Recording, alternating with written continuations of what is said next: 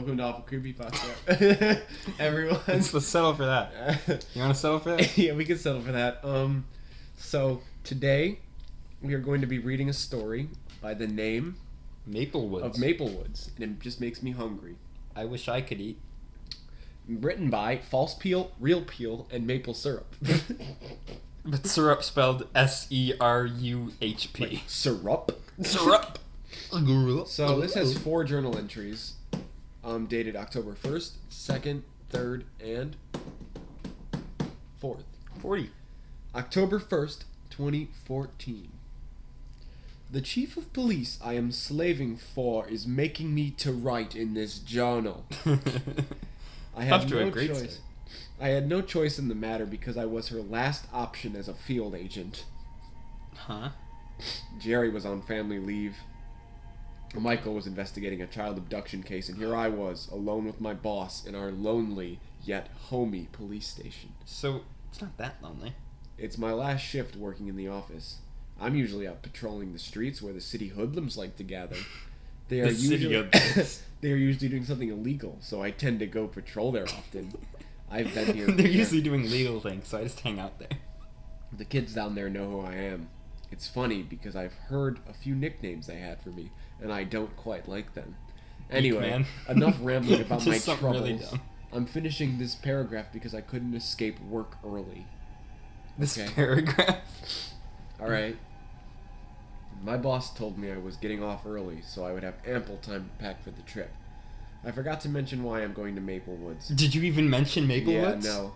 There's been quite a few missing people in the town of 672. Huh? So, are you saying that the population is 672? Does that include the missing people? It's troubling us because for the whole 23 years I've been working here, we have never once received a call from the town area. What? What? I guess the townsfolk are friendly, which is why they don't call. They don't have technology. I'm anxious about They going need there. that kid from... I'm anxious about going there, but in all honesty, it's for nothing. It's not like I'm going in unarmed. I'm ready to shoot all 672. I'm bringing a simple pistol as I doubt I'll need anything more. If worst comes to worst, I can simply dial up the nearest police station. Dial them up. The only concerning thing that comes to mind is that Maplewoods is around a 7-hour drive from here. Why is it your problem? You gotta do as you're told. Right? Well, no, why is it this police station's problem when it's a 7-hour drive? That's a good point. Don't they have a police station? I don't know why they can't just get any other police force to do some surveying.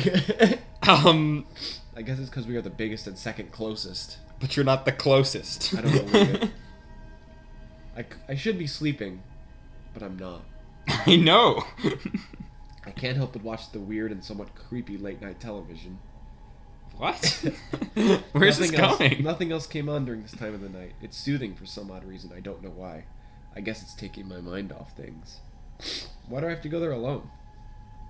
Sure, the boss reassured me things would be fine, but I asked if I could be excused anyway. I wasn't excused. She told me I'd take the job or leave the station, and I don't want to be jobless. I called again tonight. Steve. I asked for information about the town and my trip.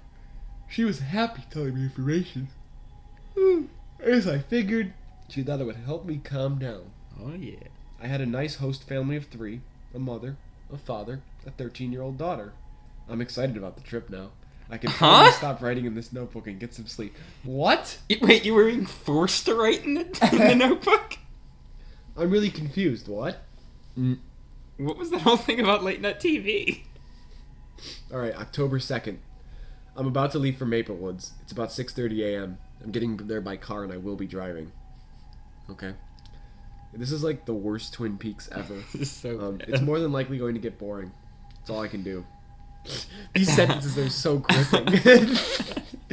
I'm told Maplewoods is a beautiful place, so I'm sure I won't become bored. I am. He already said it's gonna get boring. I just finished my breakfast. I ate a bowl of cereal, an orange, and a glass of milk. I ate a glass of milk. I have my bag packed. Oh my god. I'm bringing 4 changes of This guy clothing. is so boring. My police badge, my phone, a camera, and my taser. I don't care. Oh, and I forgot to mention, around $500. My host family seems nice enough. I figured I might as well get him a gift. I'm going now. I'll write more when I get there. I don't wish to drive during nightfall. And there's no transition, it's just a new paragraph. It was shocking to me. Maplewoods is stunningly beautiful. Why was there no transition? I would have come earlier, but I had no idea how nice it was. I ate breakfast. Maplewoods is situated along a river. I ate lunch. The downtown consists of buildings that run along the banks of the river. Locals call it the Maple River, but I know why.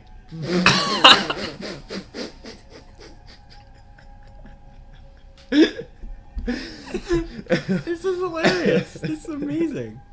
But he's not going to explain it either. I did not think this would be this good. The river is huge, but it is tranquil. Oh my god. This is like the worst Sun Kill Moon Does he song. know contractions? Christian, can you vouch that this is the worst Sun Kill Yeah, Moon this song? is... It is huge. It is tranquil. Does he know contractions? He knows ow. The town is currently surrounded by trees with the leaves a shade of orange like the glow of a fire. Maple leaves sometimes float down to the river and get carried down the stream. The sight is just heartwarming to me. You don't sound like you have a I'm going to heart. read it like this. Should I read it like just totally deadpan? Read it as you wish. It would be in vain if I were to make an attempt at capturing Maplewood's essence on paper. There aren't that many things in the town. I haven't seen that many stores. I guess the people of town go elsewhere to shop. The people of town? Let me talk about my host family. Oh no! The daughter's hair is blonde. It falls behind her in 2 honey-colored braids. She told me she was 15. I believed her as she looked her age. Oh no. The one thing odd about her is her eyes. They're black. No, her eyes are a cold shade of blue, unwelcoming and sharp. Her mother closely resembles her daughter. They both share the same hair color. The mother's eyes are a soft shade of green. She is around 5'7". The dad is tall. Oh my god! He has a shave's head. But I can still see a few sprouts of gray hair. You mean in his shave's head? My host family welcomed me to Maplewoods with a home-cooked meal. I was delighted. Now he's eating dinner! I haven't eaten on my journey that took at least 6 hours. The meal was extravagant. I figured I would be gaining like 20 pounds from the amount that I ate. It's an exaggeration. But the food was good enough that if you tried it, you would have believed me yourself. The daughter was left so she could hang with her friends. Oh no! The daughter's name was Lisa. It was a nice name. The mother's name was Sharon and the father's was David. This is the worst exposition ever. I am writing this entry in my small yet cozy room. It has a nice vine pattern wallpaper. This house must be very old because the hardwood floor squeaks at the amount of pressure. That is. I see why you're the least favorite officer. Yeah, I see why you were gonna lose your It's job. so boring. And you're writing about how the hardwood I was floor shocked he squeaks. didn't have us he didn't write during his 7-hour car trip. I'm driving. I'm driving. Oh I'm my eating god. lunch. Look out I'm for the really tree. hungry. There is only one television in the house. It hardly works. But Lisa and David still gather around the box. The box. I plan on asking them about the disappearances tomorrow. I don't know how, though. I'm supposed to be undercover as a photographer. Hey, I heard there were some disappearances. Done. Well, he's not a police officer. He's pretending to be a photographer. Yeah, but he can just say, hey, I heard these thing was happening here. For now, Why couldn't he just be curious? For now, I end this here. It's late and I need to sleep. Alright, day 3. There's only 2 days left and this hasn't even October 3rd. started. 20. Yeah, nothing's happened. Really. Okay, something creepy just happened. It was late at night and I received a call from my boss. Lisa must have heard it because just as I finished talking to my phone, she entered my room. Talking into your phone. My boss had called me because she wanted to check up on me. I guess she called at such a late hour because she didn't want to alert my host family. Lisa barged in as soon as I hung up the phone on the hook. She was in a yellow evening Who gown. cares? She had a black flashlight in her grasp. Excuse me? Lisa asked me who I was talking to and I panicked. I came up with an excuse that my parents were worried about me and checking up on me. She also asked why they were calling late at night. I responded to her by telling them my parents lived in a different time zone. Okay. Okay. After Lisa had left the room, I returned to sleep. I had trouble sleeping as I was analyzing the situation that just presented. It's just calling and wanted to check up on me. When is this taking place? 2014. What was the creepy thing that happened? Has he not got to it yet, or is he still going? He thinks that her busting in and being like weird is creepy. Okay, that's just we gotta get through this. Although I doubt you could have heard my phone ring across the house. I'm going back to sleep. I have no reason to stay up. Everything went calm after that incident. Is he depressed? I woke up without any disturbances. Breakfast was nice. No, not breakfast I had a nice again. home-cooked brunch as I had just woken up late. The sausages were good, but the pancakes were just heavenly. Oh my god! I'm going out to investigate today. I plan on visiting the wood mill today because everyone who had disappeared were somehow connected to that place. Thanks for not telling us any of that. I brought my journal with me to the windmill, and I'm happy I did so. This place is quite eerie because it gives me a taste of something morbid. It makes me feel alone, and it makes me feel empty. More empty than you already Yes, are. I know. I'm such a poet. I don't even know if this is being affected by my voice that I'm putting on right now. He sounds so sad. The mill is basically just a long wooden house with peaks created in a seemingly random pattern across the roof.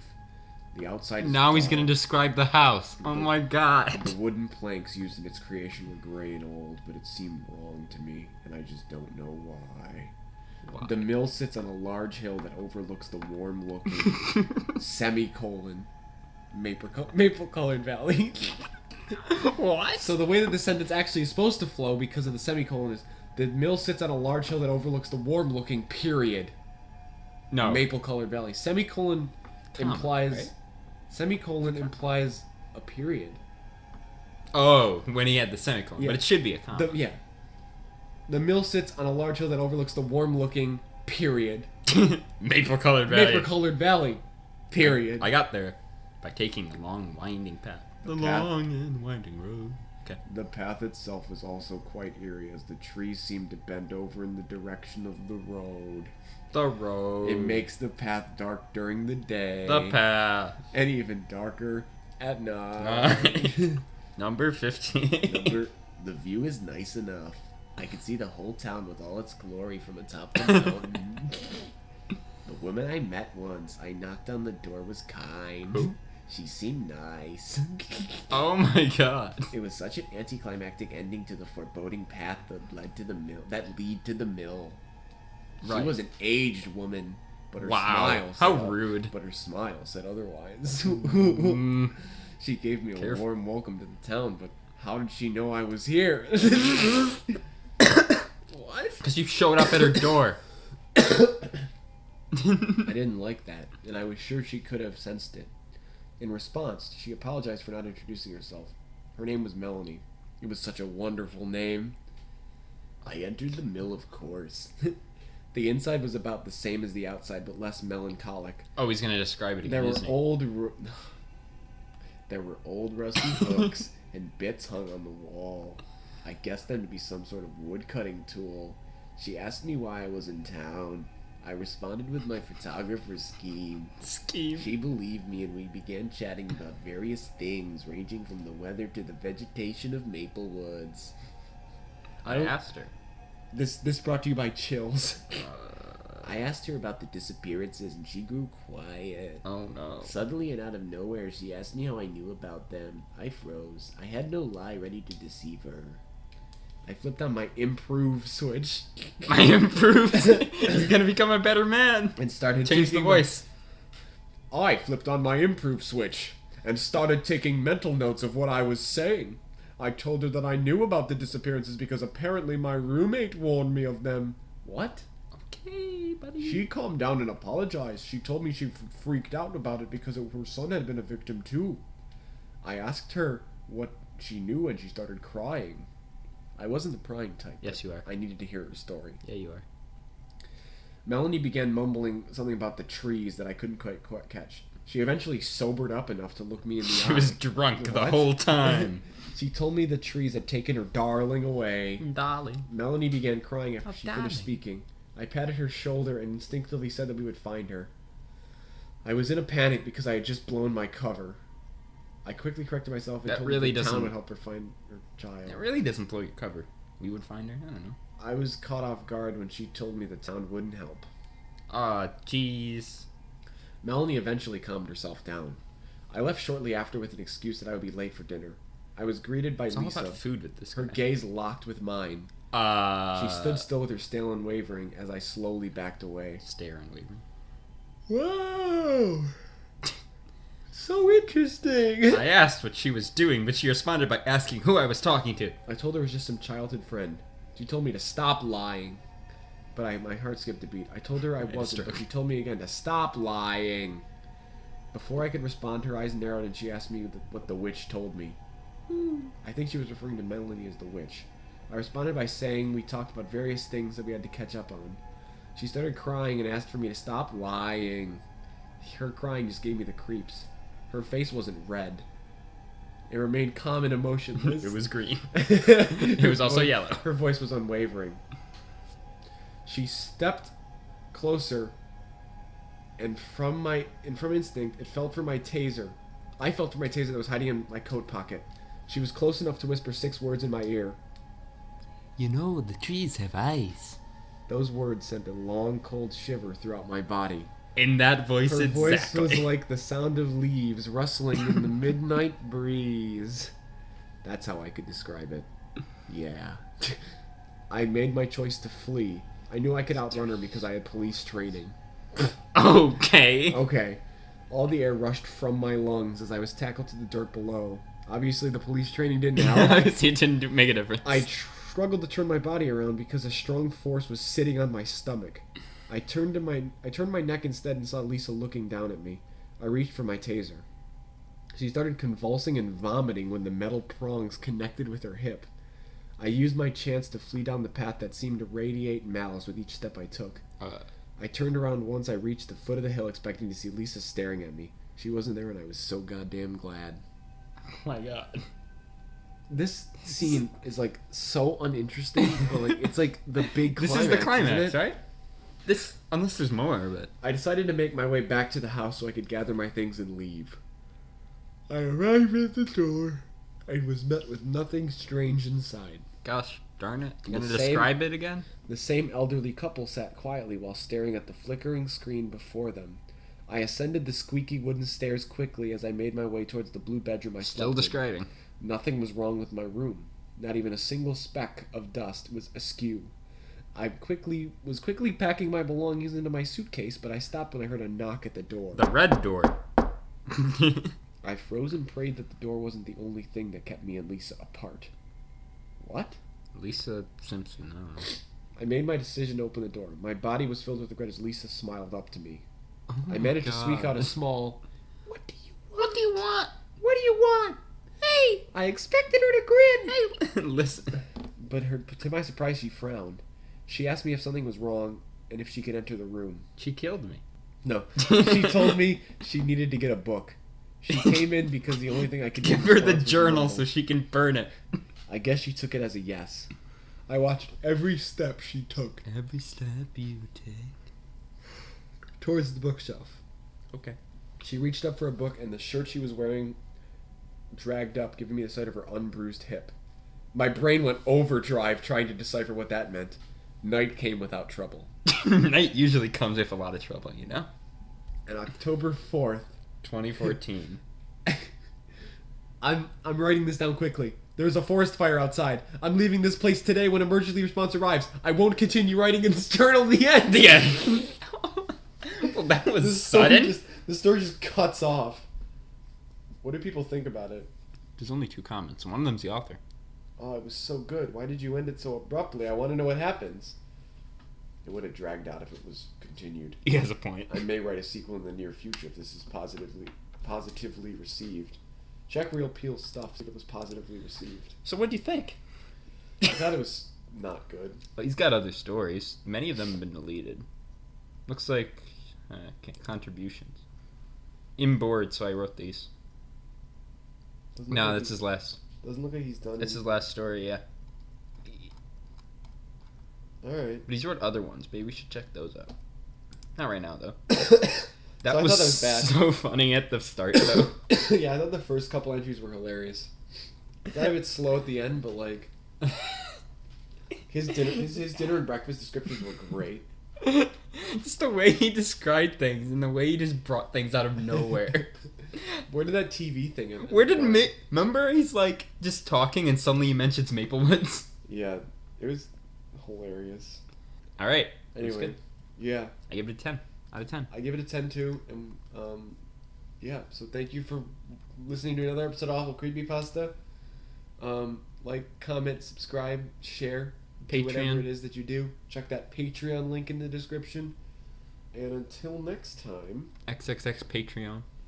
you can find me in the woods. In the woods. With that lady? In the woods with the lady. No, with her The child. lady with the lady and the child and the lady and the child and the child lady. It's to the red door in the blue bedroom.